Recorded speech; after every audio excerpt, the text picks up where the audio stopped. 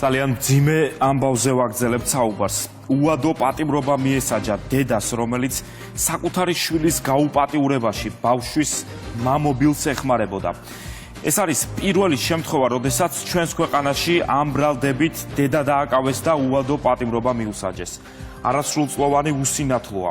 დანაშაული სახლში 3 წლის განმავლობაში სისტემატურად ხდებოდა. როგორც გაირკვა ხშირად დედის თანდასწრებით. 12 წლის ბავშვის გაუპატიურების შემზარავ საქმეზე სასჯელს იხდის 35 წლამდე კაციც, რომელიც ექსპერტიზამ შეზღუდულ შერაცხადად ცნო. ამ მოტივით ბრალდებულ სასამართლომ მაქსიმალური სასჯელი 19 წლით პატიმრობა განუსაზღვრა. გაუპატიურების გარდა არის კიდევ ერთი დანაშაული. გამოძიებით დადგენილია ისიც, რომ მამობილის მოთხოვნითა და დედის თანხმობით უსინათლო ბავშვს ქუჩაში მოწყალების თხოვნასაც აიძულებდნენ. ხათუნა გაგნიძემ გაარკვია უმძიმესი ამბის დეტალები.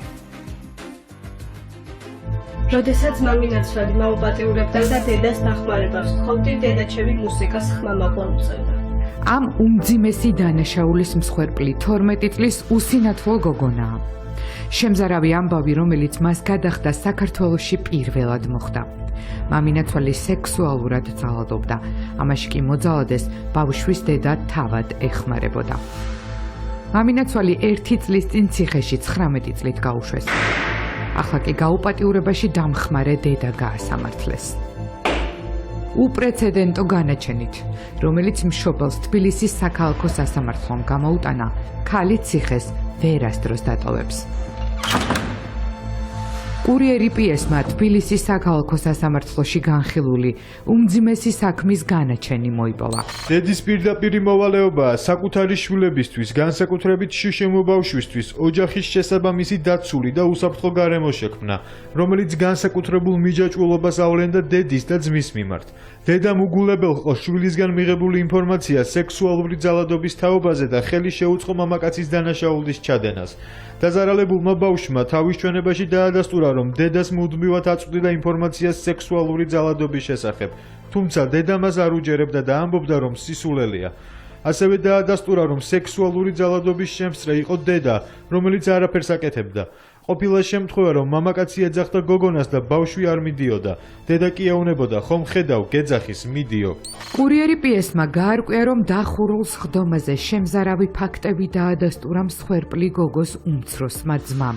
ბიჭი დაზე ძალადობას არაერთხელ შეესწრო. მოწმის განცხადებით, როდესაც ეს დაინახა, დედას უთხრა, მაგრამ დედამ უპასუხა, მან უნდა იცოდეს ეს რა არის. თუ სტუმრები იყვნენ, კაცს გოგონა გაჰყავდა ოთახში და ისი აკეთებდა. დედა ამ დროს ტელევიზორს ხმას უწევდა, მუსიკებს რთავდა, რომ მათ არ გაეგოთ. მოსამართლის გადაწყვეტილებით არანაირი ვადიანი თავისუფლების აღკვეთა არ იქნებოდა შემაკავებელი ისეთი მძიმე დანაშაულების მიმართ, რასაც ბავშვები ყვებიან. რომან ხორავამ ქალს უვადო პატიმრობა ამ მოტივით მიუსაჯა. ოჯახიდან გაყვანილები იყვნენ სახელმწიფო ზრუნვის სააგენტო მიიღო გადაწყვეტილება, რომ ბავშვები არ ცხოვრობდნენ საიმედო გარემოში და რამდენიმე თვეში ბავშვები რეინტეგრაციით დაბრუნდნენ ოჯახში. ბავშვები დაბრუნდნენ მაღალი რისკის შემცველ ოჯახში, რადგან დაიწყო მასზე ძალიან მძიმე ფორმის ძალადობები. ბავშვებს გააზრებული ჰქონდა და მოლოდინი ჰქონდათ, რომ პასუხისმგებლობა დაეკისრებოდა მშობლებს. ეს ბავშვების ადვოკატია, რომელიც მსხვერპლ მოზარდებს რამდენიმე წელი აიცავს. მან დაიხსნა მოძალადე ოჯახისგან 2 ბავშვი, მაშინ როდესაც მამინაცვალი მოწყალების თხოვნას აიძულებდა. მოზარდები ადვოკატის დახმარებით ახლა უსაფრთხო გარემოში არიან. 12 წლის გოგონას უმძიმესი ისტორია 3 წლის წინ დაიწყო. ამ სახლიდან მეზობლებს ფიზიკური ძალადობის ხმაც ესმოდათ. ბოლო შემთხვევის დროს 112-ში დარეკეს. იმ დღეს მამინაცვალმა უსინათლო გოგონას ცემა. ბავშვმა კი სახლიდან გაქცევა მოახერხა. სტერილის ხმას ბევრჯერ გაიშკიეს, უაგინებდა ბავშვებს. ერთ-ორჯერ სოციალურებმა წაართვეს და დაიბრუნა. თემ დღეს პატრულიკამ აიძახეს, წაიყვანეს მეზობელმა დარეკა სავარაუდოდ ხმაურის გამომარაგო გაიგებდა. შიგნით არავინ არ შედიოდა მათ. ადგილზე მისულ პოლიციასთან მაშინ მსხვერპლმა ბავშვმა სიმართლის თქმა ვერ მოახერხა. დედამ შეაჩერა. მეორე დღეს სამართალდამცველებმა გოგონას სკოლაში მიაკითხეს. ბავშვმა მამინაცვლის სექსუალურ და ფიზიკურ ძალადობაზე საუბარი იმ დღეს შეძლო. 35 წლის მამობილი დააკავეს. არასრულწლოვნის გაუპატიურება და ტრეფიკინგი. ის ყველა წარდგენილ ბრალდებაში დამნაშავედ ცნეს. რეზონანსული საქმე მაშინ კურიერი პიესმაც გააშუქა და მსხვერპლი ბავშვის დედასთან დაკავებამდე ინტერვიუც ჩაწერა. თან ყვებოდა. ბარებევრი ბიოლოგიური მამა არ გაუკეთებს იმდეს, რასაც ეგ უკეთებდა. ეგრე დაგაბრალებ მეც. და მიდი და მიმტკიც. ბავშვს ამ ხელ ფანტაზია აქვს რომ დააბრალოს. საკმაოდ ყვილები იცოდა ადრე რა. მოძალადე მამინაცვალს იმ მოტივით, რომ შეზღუდული შერაცხადია მოსამართლემ მაქსიმალური სასჯელი 19 წლიანი პატიმრობა შეუფარდა. მის საქმეზე მიმდინარე გამოძიებამ კი აჩვენა, რომ სანამ დააკავებდნენ, დედა ბავშვებს აიძულებდა ჩვენება მამინაცვლის წინააღმდეგ შეეცვალათ.